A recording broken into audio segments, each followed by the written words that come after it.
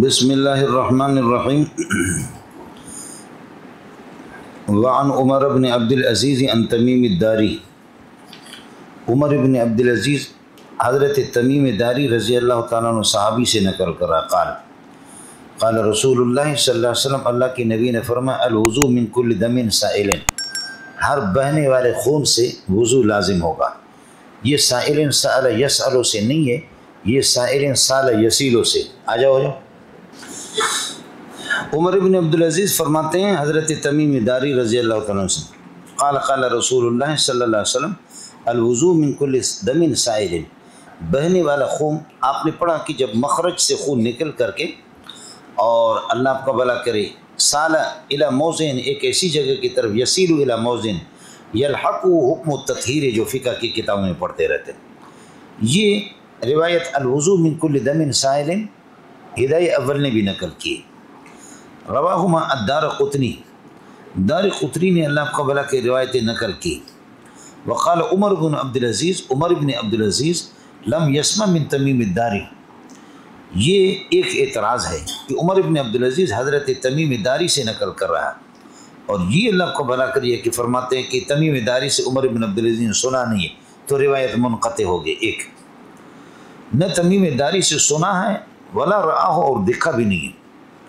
اور دوسرا اعتراض یہ ہے کہ اس حدیث کے اندر دو راوی ہے، وہ یزید بن خالد و یزید بن محمد، یزید بن خالد اور یزید بن محمد مجہولان ہیں، یہ دونوں کے دونوں اللہ کا بھلا کر مجہول ہے، یہ دونوں، اور مجہول کی روایت یہ ہے کہ قابل قبول نہیں۔ ایک دوسرا مسئلہ ہے کہ یہ حدیث ایک ہے، قال رسول اللہ الوضو من کل دم سائل، اب کہتے کہ رواہما الدارقطنی، دارقطنی نے دونوں کو نقل کیا، یہ تو ایک ہی حدیث ہے، اس پر دو اعتراضات ہیں، ہما ضمیر کس طرف راجع ہے، اس لیے صحیح نسخوں کے اندر یہ کہ رواہ الدارقطنی، رواہ الدارقطنی، اس روایت کو دارقطنی نے نقل کیے، دو روایتیں نہیں ہیں۔ کچھ مطلب پڑ گیا؟ اس کے بعد مسئلہ سمجھو مولانا، مسئلہ یہ ہے علماء بنی اسرائیل، اصل مسئلہ یہ ہے مولانا، مسئلہ یہ ہے امام شافعی اور امام ابو حنیفہ رحمۃ اللہ، امام شافعی اور امام مالک یہ دونوں فرماتے کہ ما خرج من السبیلین، سبیلین کا آپ کو پتہ ہوگا اگلے راستے سے پچھلے حصے سے، آپ کے سبیلین الگ ہے اور عورتوں کے الگ ہے۔ ما خرج من السبیلین، سبیلین سے جو کچھ نکلے نجاست نکلے وہ تو ناقض وضو ہے، اور وما خرج من غیر السبیلین، سبیلین کے علاوہ مثلا آپ کو چوٹ لگی، آپ کی جسم میں سے خون نکلا کسی اور حصے سے، ہاتھ سے، پاؤں سے، سر سے، تو یہ چیز ناقض وضو نہیں ہے، سمجھے؟ اسی طرح آپ نے الٹی کی اور خون آ گیا تو یہ چیز ناقض وضو نہیں، امام شافعی اور امام مالک کا مذہب یہی۔ امام ابو حنیفہ رحمۃ اللہ علیہ اور امام احمد رحمۃ اللہ علیہ فرماتے ہیں خروج نجاست ناقض وضو ہے، چاہے پیشاب ہو، پاخانہ ہو، آگے سے ہو، پیچھے سے ہو، خون ہو، کسی بھی جگہ سے، خون بھی تو نجس ہے، پیشاب بھی نجس ہے، پاخانہ بھی نجس ہے، اور ہوا آدمی چھوڑتا ہے اس کے اندر بھی نجاست کے اجزاء ہی نکل جاتے ہیں، تو خروج نجاست من ای مکان کان، چاہے جس بھی مکان سے نکلے وہ ناقض وضو۔ آیا مسئلہ سمجھے؟ آڑے یہ جی امام شافعی اور امام مالک رحمۃ اللہ علیہ کے لیے دلیل ہے کہ رسول پاک صلی اللہ علیہ وسلم نے دو صحابہ کو مقرر کیا تھا کہ آپ لوگ پہرہ دے دیں اور مسلمانوں کی نگرانی کرے کہ ہم لوگ سوتے ہیں، آرام کرتے، کوئی دشمن ہم پر حملہ نہ کرے۔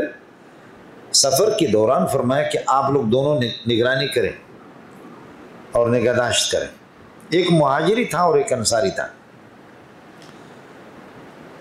چنانچہ انصاری غریب، مہاجر سو گئے، نیند آ گئی، اور انصاری ڈیوٹی دیتے رہے، آخر پھر نماز پڑھنا شروع کیا، 2 رکعت پڑھ لی، سلام پھیر کر کے پھر 2 رکعت۔ اسی دوران ایک جاسوس کافر جس کی بیوی جنگوں میں ماری گئی تھی، بیوی اس کی قتل ہو گئی تھی غلطی سے، ورنہ عورتوں کو قتل کرنے کی حضرت نے اجازت نہیں دی، ایک مشرک جس کی بیوی قتل ہو گئی تھی، وہ جاسوسی اس نے کہا اللہ کی قسم اس کی بدلہ ضرور، اس کا بدلہ لے لوں گا، اور چنانچہ انہوں نے تاڑ میں لگ کر چپکے سے دیکھا کہ یہ 2 بندے، اور ایک یہ کہ نگرانی کر رہا. نماز میں جیسے گیا تو اس نے تیر پہ تیر مارا، تیر پہ تیر، اس کے بدن سے خون بخون، لیکن وہ سورہ کہف پڑھ رہا تھا. اس نے اپنی نماز ختم نہیں کی، سمجھے. اور جب مہاجر جاگے، فلما رأى المهاجري ما بالانصار من الدماء فقال اللہ انبہتنی اول مرۃ، اللہ انبہتنی اول ما رما. پہلی مرتبہ جب اس نے آپ کو تیر مارا آپ نے مجھے کیوں نہیں جگایا؟ اب تو نماز ختم ہو. فرمایا كنت اقرأ سورۃ فلم احب ان اختاها، میں ایک ایسی صورت پڑھ رہا تھا میرے ضمیر نے مجھے اجازت نہیں دی کہ میں ختم کرنے کے بغیر میں نماز کو ختم کر دوں. فلما رأى المهاجري ما بالانصار من الدماء، ابو داؤد کی حدیث ہے. مہاجر نے جب انصاری کو دیکھا کہ انصاری کے اتنے خون آ رہے ہیں، فقال حلا یا اللہ انبہتنی اول ما رما، پہلی مرتبہ جب تیر مارا تھا آپ نے مجھے یار کیوں نہیں جگایا؟ مہاجری کہہ رہے. تو انصاری نے کہا کہ کنت اقرأ سورۃ، میں ایک ایسی صورت پڑھ رہا تھا، فلم احب ان اختاها، میں نے کہا کہ اس کو ختم نہ کر، ختم کرنے سے بغیر میں اپنی نماز ختم نہ کروں. میں نے اس بات کو پسند نہیں کیا کہ میں اس صورت کو درمیان میں چھوڑ دوں. یہ مسئلہ ہو. اب یہ دیکھو کہ اس سے کتنا خون نکلا، لیکن پھر بھی اس نے نماز اپنی مکمل کی. نماز اس لیے مکمل کی کہ وضو نہیں ٹوٹا، وضو نہیں ٹوٹا. تو معلوم ہوتا ہے کہ خون سے وضو، اس طرح جسم کے دیگر حصوں سے اگر خون نکل جائے تو اس سے وضو ٹوٹتا نہیں ہے. سمجھتا ہے؟ ایک پڑھیں گے آپ. دوسرا بخاری شریف میں آپ پڑھیں گے، بخاری میں ما زال المسلمون، حسن بصری کا قول ہے، ما زال المسلمون یصلون فی جراحاتهم، صحابہ زخموں کے ہوتے ہوئے جس سے خون بہ رہا ہے پھر بھی وہ نماز پڑھتے تھے. تیسرا اثر ابن عمر بصرۃ، حضرت ابن عمر نے ایک پھوڑے کو نچوڑا اور اس سے خون نکلا، لیکن فلم یتوضا، اپنے وضو نہیں بنائے. عبداللہ ابن عمر نے ایک پھوڑے کو، پھوڑا جانتے ہیں نا آپ، دانا پھوڑا، اس کو نچوڑا، فخرج من الدم، اس سے خون نکلا، اور اللہ آپ کا بھلا کریے کہ فلم یتوضا، اپنے وضو نہیں بنائے. تو فلما رأى المهاجري ما بالانصار من الدماء فقال اللہ انبہتنی اول ما رما قال انی كنت اقرأ سورة فلم احب ان اختاها. دوسرا مسئلہ حضرت بصری کیا بتائیں، ما زال المسلمون یصلون فی جراحاتهم. تیسرا مسئلہ بتائیں عصر ابن عمر، عصر صاد کے ساتھ عصر ابن عمر بصرۃ فخرج من الدم فلم یتوضا. سمجھتا ہے؟ ہمارے دلائل سنو، سمجھتا ہے؟ ہماری دلیل یہی، الوضوء من کل دم سائل کا معنی الوضوء یجب الوضوء من کل دم سائل، ہر بہنے والے خون سے وضو ٹوٹے گا، چاہے جہاں سے بھی ہو، بدن کے کسی بھی حصے سے ہو، سبیلین ہو یا غیر سبیلین، جہاں سے بھی نجاست یہ کہ خون نکلے گا وضو ٹوٹے گا. ایک سمجھے؟ ابن ماجہ کی روایت ہے، من اصابه خیون او رعاف او خلس او مسی فلینصرف ولیتوضا ولیبنی علی صلاته ما لم یتکلم. من اصابه خیون، خے آ جائے یا نقصیر، ناک سے خون آ جائے، یہ سبیلین نہیں ہے، یا ناک سے یہ کہ خون آ جائے، یا الٹی آ جائے، متلی آ جائے، یا یہ کہ مزی اس کا نکل جائے، مزی تو چلو سبیلین میں، سمجھے؟ من اصابه خیون او رعاف او خلس او مزی فلینصرف ولیتوضا ولیبنی علی صلاته ما لم یتکلم. جائے وضو بنائے، واپس آ جائے، اپنی نماز کو وہاں سے شروع کرے جہاں اس نے توڑ دیا تھا، دھماکہ پیش آیا تھا. سمجھتے ہیں؟ دو سمجھتے ہیں. تیسرا یہ کہ حضرت سلمان فرماتے ہیں ان سلمان قال رآنی رسول اللہ صلی اللہ علیہ وسلم وقد سال انفی، حضرت نے مجھے دیکھا میرا ناک بہ رہا تھا، خون بہ رہا تھا. ان سلمان رضی اللہ عنہ قال رآنی نبی صلی اللہ علیہ وسلم وقد سال انفی، میرا ناک بہ رہا تھا، فقال احدث وضوء، وضو تیرا ٹوٹ گیا. ان سلمان رضی اللہ عنہ قال رآنی نبی صلی اللہ علیہ وسلم وقد سال انفی، میرا ناک بہ رہا تھا، فقال احدث وضوء. سمجھتا ہے؟ چوتھا مسئلہ حضرت ابو ہریرہ فرماتے ہیں لیس فی القطرۃ والقطرتین من الدم شیء، ایک دو قطرے کے اندر اللہ آپ کا بھلا کرے کوئی وضو نہیں، الا یکون دما سائلا، ہاں بہنے والا خون ہو تو بہے. لیس فی القطرۃ والقطرتین من الدم شیء الا یکون دما سائلا، بہنے والا ہو. پانچواں مسئلہ یہ ہے جتنے بھی نواقضات وضو ہیں آپ دیکھیں گے سب میں علت مشترکہ کیا ہے؟ وہ خروج نجاست ہے. پیشاب بھی تو نجس ہے، پاخانہ بھی تو نجس ہے، سمجھ شریف میں ہے کہ نہیں؟ پیشاب بھی نجس ہے، پاخانہ بھی نہیں، خون جس بھی حصے سے نکل جائے وہ بھی تو نجس ہے. تو کیا بات ہے کہ سبیلین سے نجاست نکلے تو وضو ٹوٹے اور نجاست دوسری جگہوں سے نکلے تو نہ ٹوٹے؟ منہ سے خون آ جائے اس سے نہ ٹوٹے؟ آپ لوگ اردو سمجھتے ہیں یا نہیں سمجھتے؟ تو اصل چیز جتنے بھی نواقضات وضو ہے وہ مشترکتن، وہ مشترک ہے فی خروج نجاست میں. اس لیے خروج نجاست جہاں سے بھی ہو وضو ٹوٹ جائے گا. سمجھتا ہے؟ آڑے تو جب یہ مسئلہ ہے تو ہماری روایتوں کا جواب دے دو نا. آپ نے 4-5 دلیلیں اپنے پیش کی، ہمارے بھی 3-4 دلیلیں، ان کا بھی جواب دے دو. جواب دے دیے کہ ہم لوگ حنفی بیٹھے اسی کام کے لیے، اور کیا کام ہے ہمارا. جواب سن لینا مولانا. پہلی بات یہ ہے کہ وہ روایت جب آپ پڑھیں گے اس میں محمد بن اسحاق آپ کو ملے گا، وہ مینگل ہے، وہ ٹھیک آدمی نہیں ہے. محمد بن اسحاق وہ ٹھیک آدمی نہیں ہے، سمجھے؟ ایک مسئلہ. دوسرا مسئلہ وضو ٹوٹتا ہے یا نہیں ٹوٹتا ہے، یہ ایک الگ مسئلہ ہے.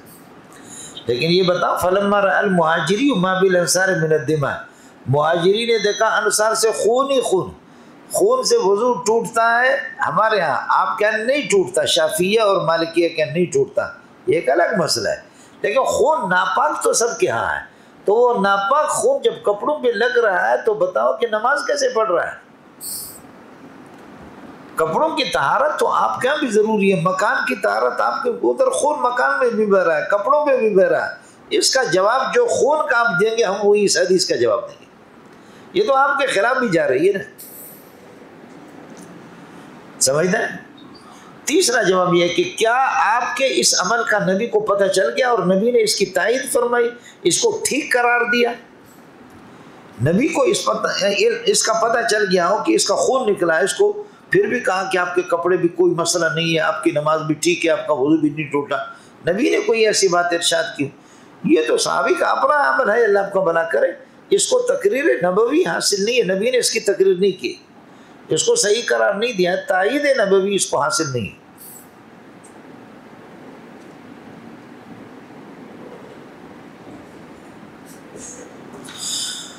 چوتھی بات یہ ہے کہ مغلوب الحال ہو کر کے، بولو بات اختیاری مسائل کی، یہ صحابی مغلوب الحال تھے.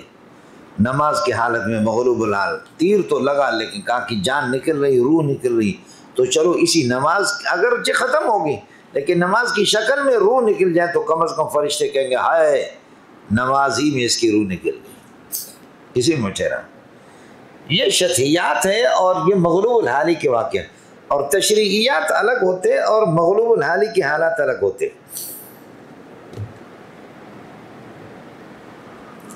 تشریعات الگ ہے، ہم بات شرعیات کی کرتے، تشریعات کی کرتے، یہ مغلوب الحالی کی بات ہے. آپ سمجھے؟ آپ کے لیے جائز ہے میری داڑھی پکڑ لیں، آپ کے لیے شرعاً جائز ہے. آپ میری داڑھی پکڑی جھنجھوڑیں، آپ کے لیے اجازت ہے.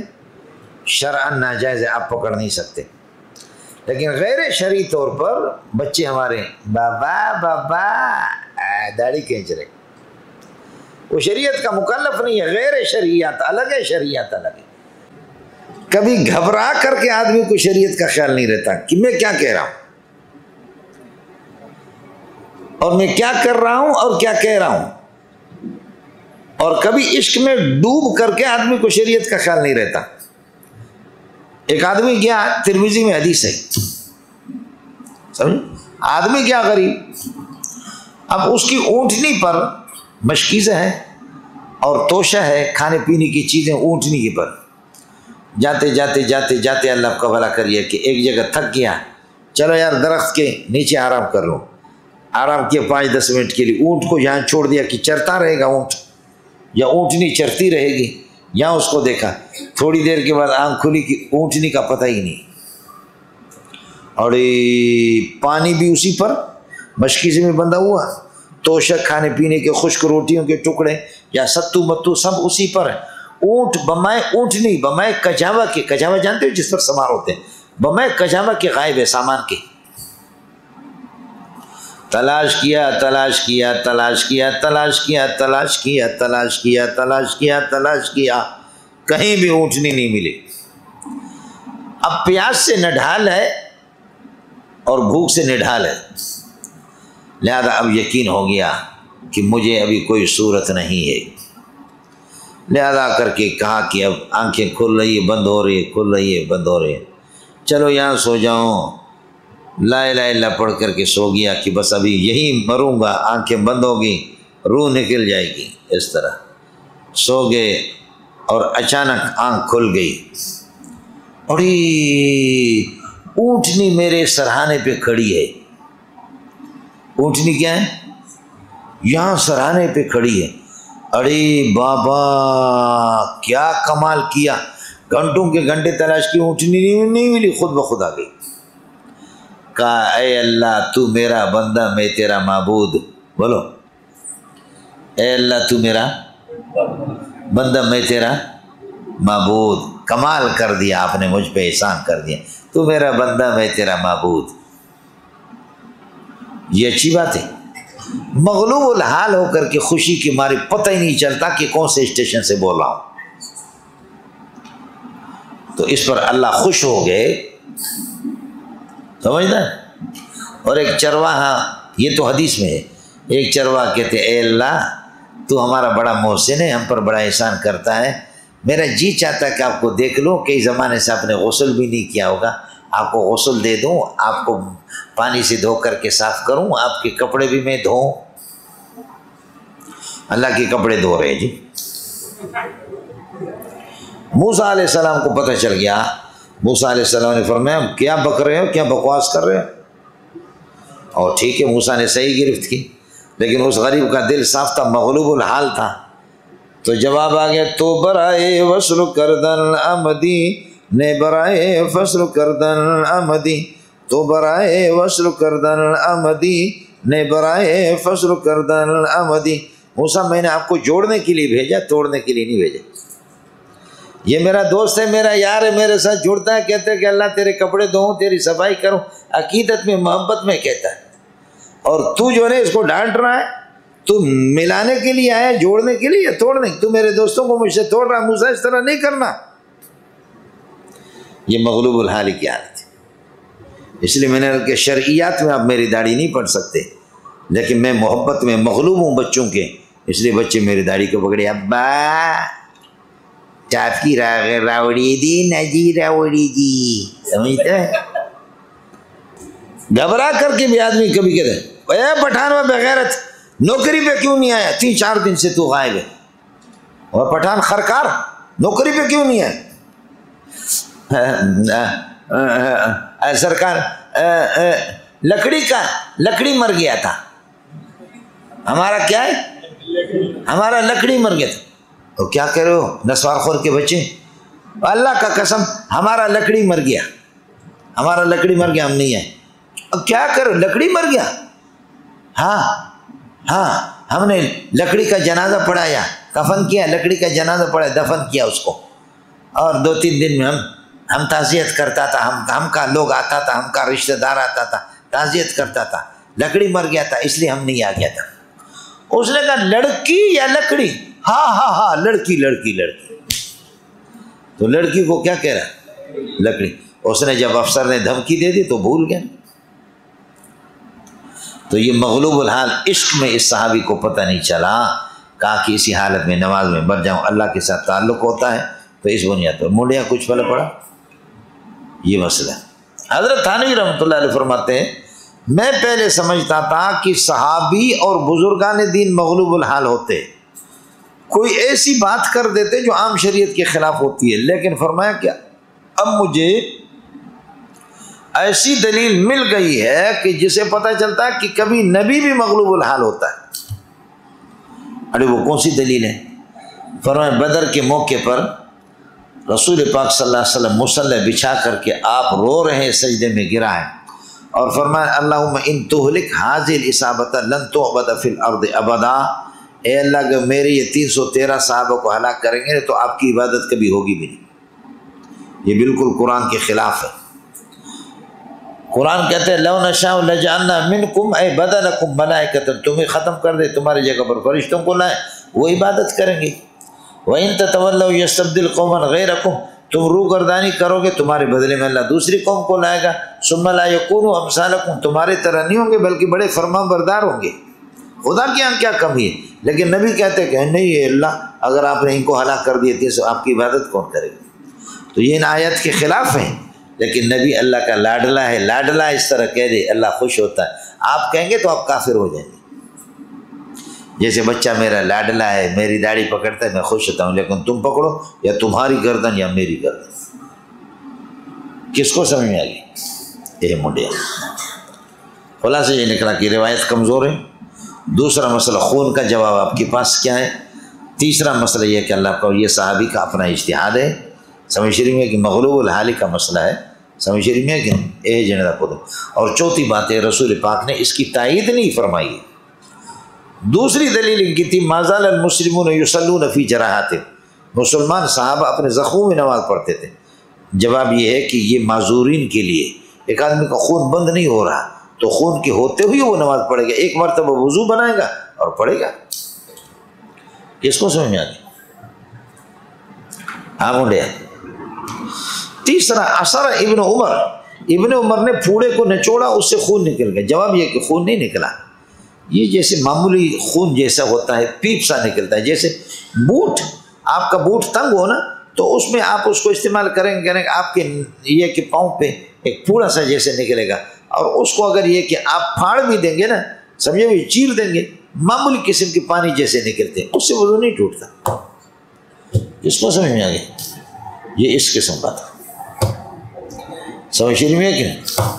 اور بعض صحابہ کے بارے میں آتا ہے کہ بزا کا انہوں نے تھوکا، تھوک کے اندر خون نکلا تو تب بھی وضو نہیں ٹوٹے گا، اس لیے کہ تھوک اگر خون پر غالب ہو تو وضو ٹوٹ جاتا ہے، لیکن اگر تھوک غالب ہو اور خون مغلوب ہو تو وضو نہیں ٹوٹتا۔ کس کو سمجھ میں آ گیا؟ یہ ہو گیا مولانا نفس مسئلہ۔ اب اس کے بعد اللہ آپ کا بھلا کریے کہ کیا ہے، اس کے بعد اب مسئلہ ہے حضرت کے اعتراضات کا۔ اعتراض یہ ہے کہ اللہ آپ کا بھلا کرے، عمر ابن عبدالعزیز نے اس روایت کو تمیم داری سے سنا نہیں، یہ منقطع ہے۔ جواب مرسل منقطع ہمارے ہاں حجت ہے، سمجھیے، مرسل منقطع حجت ہے۔ دوسرا یہ کہ دوسرا جواب کامل ابن عدی کے اندر اس روایت کو متصل قرار دیا، متصل سند اس کی نقل کی، سمجھتا ہے۔ اور تیسرا یہ کہ اس کے متعدد طرق بھی ہے، اور طرق سے اور کئی طریق ہیں، ان طریقوں کی وجہ سے یہ اللہ کو بھلا کریے کہ یہ قابل قبول۔ اور دوسرا اعتراض ان کا، ایک اعتراض یہ تھا، دوسرا اعتراض یہ کہ یزید ابن خالد اور یزید ابن محمد مجہولان، یہ دونوں کے دونوں مجہول ہیں۔ جواب یہ ہے کہ جہالتیں دو قسم کی ہوتی ہیں، ایک جہالت راوی کے تلامذہ کا علم نہ ہو، یہ جہالت ذاتی ہے کہ مولوی منظور کے تلامذہ کون ہیں یہ معلوم نہ ہو، یہ جہالت ذاتی ہے، سمجھیں میں، اور اس میں ایسا نہیں ہے، جہالت ذاتی۔ دوسرا جہالت وصفی ہے، جہالت وصفی یہ ہے کہ راوی کے پورے قوائف اور پورے تفصیلات ان کے حالات معلوم نہیں تو کوئی پرواہ، یہ مجہول الوصف تو ہے لیکن یہ مجہول الذات نہیں ہے۔ اور حدیث کی صحت کے اندر جو چیز مضر ہوتی ہے وہ مجہول الذات ہے، یہ مجہول الذات نہیں ہے، یہ معروف الذات اور مجہول الاوصاف ہے۔ بولو، معروف الذات اور مجہول الاوصاف۔ اور پھر یہ کہ تیسری بات، یہ روایت کئی طرق، سلمان فارسی کی آپ کو روایت بتا دی، ابو ہریرہ کی روایت بتا دی، تو اس سے یہ کہ معید ہے مختلف طرق سے، اس لیے یہ روایت قابل قبول ہے۔ دوستو، عزیزو، بزرگو، بھائیو،